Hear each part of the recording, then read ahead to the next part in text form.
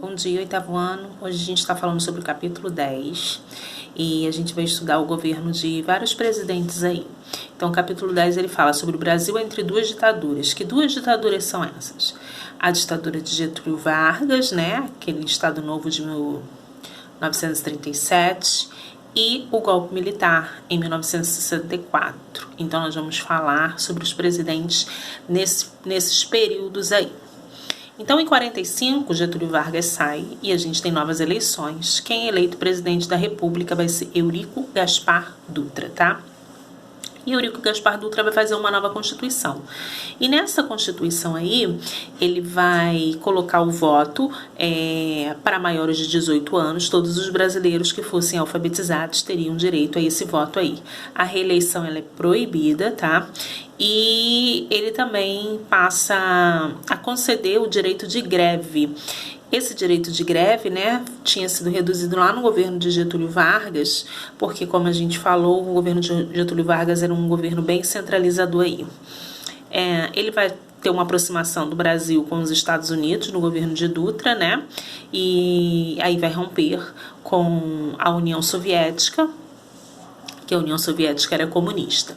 A gente tem a criação aí da OEA, essa criação da OEA é para reforçar o alinhamento, né, com o bloco capitalista dentro da América Latina, né, favorecendo assim os Estados Unidos. Na economia, ele vai fazer o Plano SALT. O Plano SALT queria investir no desenvolvimento industrial, muito importante, e isso já começa já com Getúlio Vargas, né, a questão da industrialização brasileira, e investir também em outros setores como transporte, energia e alimentação. Em 1950, a gente tem novas eleições para presidente da República. Essas eleições, Getúlio Vargas vence e é a primeira vez que ele entra com voto direto. E aí ele diz que ele volta nos braços do povo, né? Ele é eleito com um número de votos considerável, principalmente, né, pela massa, pelas pessoas mais pobres, por causa daquelas leis trabalhistas que foram criadas por Getúlio Vargas aí. Ele vai priorizar a industrialização, que ele já tinha priorizado anteriormente no governo dele, né? Vai criar um Banco Nacional de Desenvolvimento que vai oferecer crédito para melhorar portos e ferrovias, né? Que é entrada e saída de muito material aí. Ele vai sancionar uma lei muito importante, que a lei Afonso Arinos, que vai tornar crime a discriminação racial no Brasil. É ele que cria Petrobras, com o lema "O petróleo é nosso", ou seja, nacionalização do nosso petróleo, e aí vai limitar a atuação de empresas estrangeiras no Brasil, que ganhava mais dinheiro com o nosso petróleo do que a gente mesmo, né? Mas o governo dele vai ter alguns problemas. Que problemas são esses? Inflação, que ele não consegue conter essa inflação, né? O déficit na balança comercial. O que a balança comercial de um país está favorável? É quando ele vende mais do que ele compra, né? Quando ele está comprando mais do que ele está vendendo, né? Significa que está saindo mais dinheiro do país. Então, a balança comercial está desfavorável. E era isso que estava acontecendo aí com a gente. A gente tem uma balança comercial desfavorável nesse momento aí. Corrupção e greves operárias. Para essas greves operárias, uma proposta do seu ministro do Trabalho, chamado Jango, vai ser dobrar o valor do salário mínimo. Obviamente que isso não vai ser aceito pelos setores da sociedade, pelos grandes empresários, né? Jango acaba sendo demitido, mas tempos depois, Getúlio Vargas vai anunciar que vai aumentar 100% o salário mínimo. Isso, juntando com todas as outras coisas, abre uma grande crise no governo de Getúlio Vargas. E, por fim, um grande líder da oposição de Getúlio Vargas vai sofrer uma tentativa de assassinato. Nessa tentativa de assassinato, fica bem claro que quem mandou matar foi um dos capangas de Getúlio Vargas. Então, o governo vai ser acusado de mandar matar a oposição aí. E aí se cria um grande problema nesse governo aí de Getúlio Vargas, tá? Vargas vai ser pressionado, não querendo deixar a República. O que Vargas faz? Ele vai se suicidar em agosto de 1954. Getúlio Vargas se suicida no Palácio das Laranjeiras, aqui no Rio de Janeiro, lembrando que o Rio de Janeiro, né, ainda era sede, aí a gente não tinha a construção de Brasília ainda. Então ele se suicida, mas ele vai deixar uma carta testamento aí. Estudiosos dizem que naquele momento estava se desenhando um golpe militar aí, os militares assumirem a presidência do Brasil, mas que eles não conseguem por causa do impacto popular, né? A morte de Getúlio Vargas teve um impacto muito grande na população por causa da carta testamento deixada por Getúlio Vargas.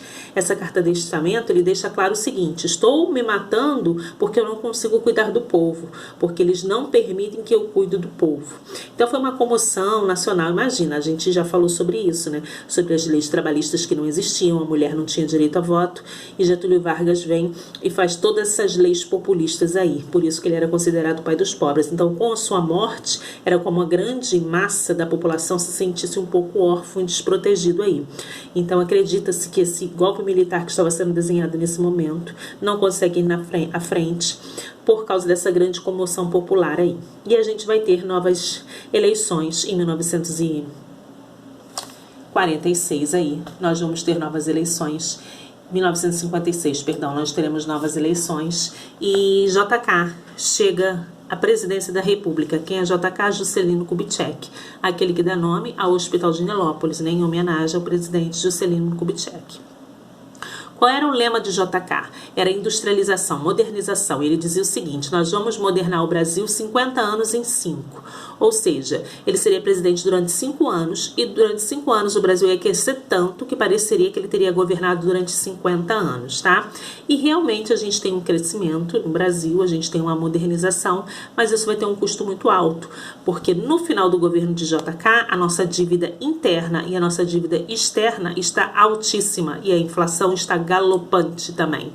Então a gente vai ter a entrada aí das multinacionais, né? Empresas que têm sede em outro país, mas vêm fazer a filial aqui no Brasil. E ele vai permitir que essas empresas entrem com impostos mais baratos. A mão de obra também brasileira é uma mão de obra mais barata e permite uma grande remessa de lucros dessas empresas para a sua sede, né? Então seria mamão com açúcar. Eu chego aqui com impostos baixos, com salários baixos, lucro, ganho bastante dinheiro e mando a maior parte dessa remessa de lucros para a minha sede, não fica no país. Quais as principais empresas que vão se desenvolver nesse período de JK? A empresa automobilística, né? A empresa de farmácia e de eletroeletrônicos também. Ele vai fazer o plano de metas, que queria modernizar a economia, como eu acabei de falar para vocês, bens de consumos duráveis, como liquidificador, lavadora, secadora, né? Tudo isso que acontecia já nos Estados Unidos e aí começa a chegar aqui no Brasil, esses bens duráveis aí. É ele que vai construir Brasília. Qual era o intuito de construir Brasília? O Rio de Janeiro, quando a gente olha o mapa do Brasil, ele fica bem aqui embaixo, né? Então, assim, é difícil o acesso para todos os outros estados. E Brasília fica mais no centro do Brasil, sendo mais fácil de qualquer estado você chegar a Brasília. Então, o intuito, na realidade, era ser mais acessível o governo federal para todos os outros estados aí. E Brasília é construído. Termina o governo de JK com uma grande dívida externa aí. Em 1960, nós temos um novo presidente da República, agora nós temos Jânio Quadros. Jânio Quadros, vamos lembrar que quem é vice-presidente de Jânio Quadros aqui é Jango, tá? Jango já tinha se tornado vice-presidente 2 vezes, porque nesse período, Jango é aquele que tinha elaborado 100% de aumento do salário mínimo, que foi ministro lá de Getúlio Vargas, que foi demitido. E nesse período, gente, a gente votava para presidente e votava diferente para vice-presidente, diferentemente de hoje, né? Você vota no presidente e ganha o vice de brinde aí, que eles vêm acoplados.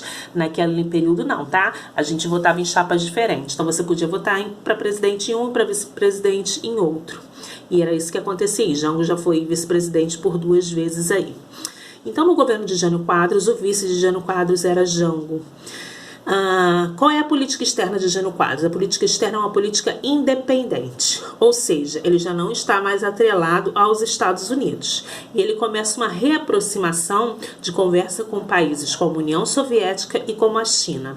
Então, alguns setores da sociedade brasileira não vão gostar, porque a União Soviética e China são comunistas. Qual era o medo desse pessoal aí? O medo de que o Brasil se tornasse comunista. A gente vê que esse medo aí já vem de tempos em tempos, né? O comunismo vai chegar no Brasil, o comunismo nunca chega. O comunismo já sempre para chegar no Brasil, sempre é uma ameaça comunista aí, que a gente vai percebendo com com o passar dos anos. Tanto que o PCdoB, por muitas vezes, ele é colocado na legalidade, colocado na ilegalidade também. Então, nesse momento aí, Jango, ele se elege, eu não sei como é que ele consegue se eleger presidente da República, porque ele era muito bizarro, né? Então, assim, nas campanhas eleitorais dele, ele ia com terno, e os ternos deles, ele colocava um pouquinho de talco no terno dele, para assim dar a aparência de que ele tinha caspa, porque ele achava que caspa era coisa de pobre, e ele achava que os pobres iam se identificar com ele. Ele levava sanduíche de mortadela também, no meio do comício ele tirava esse sanduíche de mortadela e comia, para que as pessoas se identificavam, olha como eu sou pobre igual a vocês, né? Meio louco isso. Ele tinha como tema da sua campanha, né, uma vassoura, porque ele dizia que ia varrer a corrupção, então tinha uma musiquinha, varre, varre, vassourinha, uma coisinha bem estranha. Enfim, esse homem conseguiu se eleger como presidente da República e 7 meses depois da sua eleição, ele renuncia, dizendo que forças ocultas e terríveis não permitiam que ele governasse o país. Dizia-se que ele achava que o povo ia para as ruas, né, pedindo volta, Jânio, volta, Jânio. Imagina, ninguém estava nem aí para ele. O problema dele é que ele renunciou, né? E ficou por isso mesmo. Uma das medidas mais bizarras dele, nesses 7 meses de governo, acho que foram 7 meses de governo, mais ou menos, foi proibir o uso de biquíni. Gente, o que isso traz de alguma coisa para a sociedade brasileira, né? Para a economia brasileira, para o desenvolvimento do Brasil? Nada, né? Então, é uma das coisas bizarras aí que ele vai proibir nesse momento. Com a renúncia dele, quem é que tinha que assumir? Obviamente que o vice-presidente. O vice-presidente não estava no Brasil, estava visitando um país aí socialista.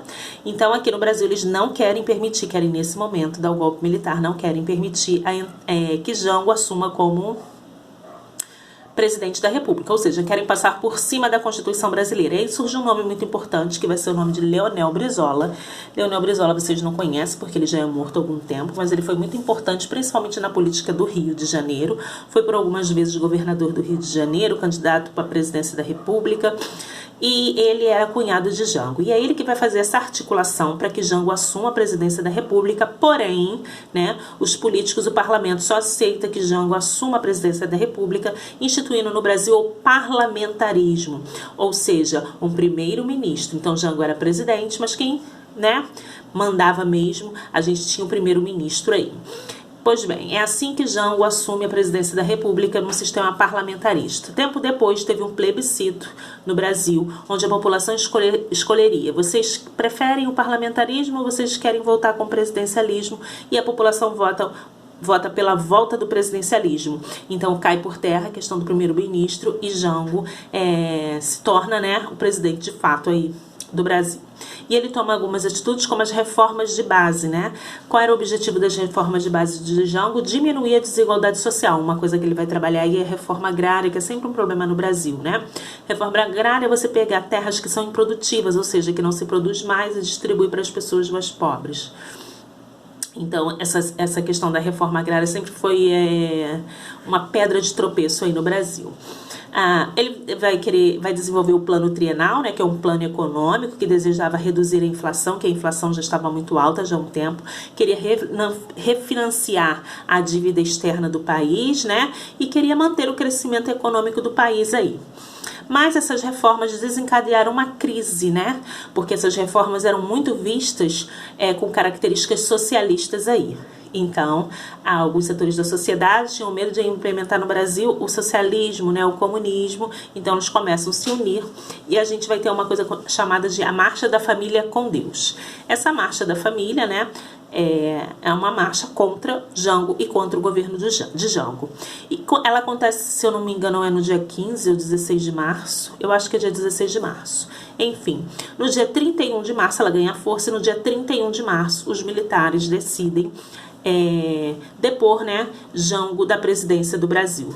Jango, quando sabe que os militares estão saindo de Minas Gerais e vindo para o Rio de Janeiro para retirá-lo do poder, Jango decide deixar o Palácio das Laranjeiras, que era onde ele governava, né, onde ele morava, onde hoje é a sede do governo do estado do Rio de Janeiro, era a sede da presidência nessa época. e ele decide deixar o Palácio das Laranjeiras, e para evitar uma guerra civil, ele decide não reagir ao golpe, né? Porque muitos achavam que ele ia se reunir com seus aliados para enfrentar os militares, mas ele decide por não fazer essa reação, e ele vai se exilar no Uruguai, onde acredita-se que Jango foi assassinado, foi envenenado, né? Com medo de que ele voltasse e fizesse algum movimento contra aí a ala militar. São coisas que dizem que até hoje não se prova, então a gente não sabe se é verdade ou se é mentira. Esse é o período entre as ditaduras, entre a ditadura de Getúlio Vargas e o início da ditadura militar, que ocorre em 31 de março de 1974, com a saída de Jango da presidência do Brasil.